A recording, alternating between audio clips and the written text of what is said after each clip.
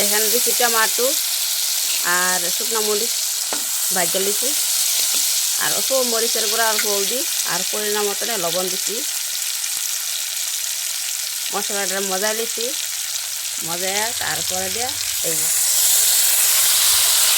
বানানো এটা হচ্ছে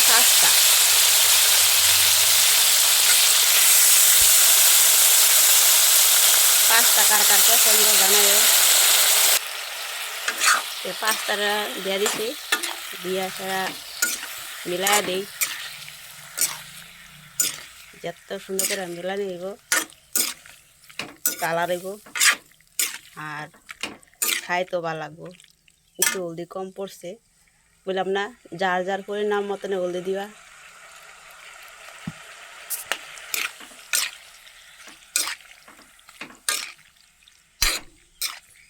টেস্টি আছে পাস্তা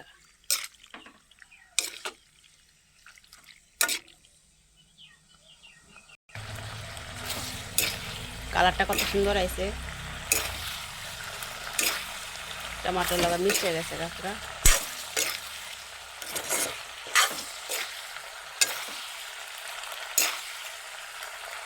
পাস্তা বানাইতে সোজা ওই যে প্রথম কিন্তু সিদ্ধ করে নিয়েছি অল্প জল দিয়েছি পরিমাণ মতনে জল দিয়া একটু লবণ আর পরিমাণ মতো অল্প তেল দিয়েছি তেল দিয়ে সিদ্ধ করে দিচ্ছি সিদ্ধ বানাই দিয়া ধনিয়া পাতা দিয়ে দিচ্ছি ধনিয়া পাতা দিয়ে একটু মিলাই দিই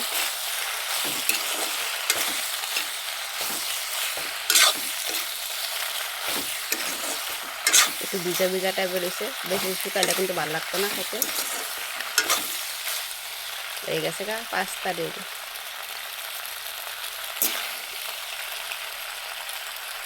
সুন্দর হয়েছে না ছেলে মেয়েদের স্কুলও দিতে পারবা টিফিন কারি আর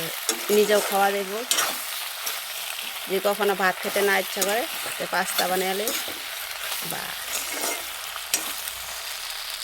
বন্ধুরা পরিবেশন করে দিছি এই দেখো কত সুন্দর বিলে গেছে গা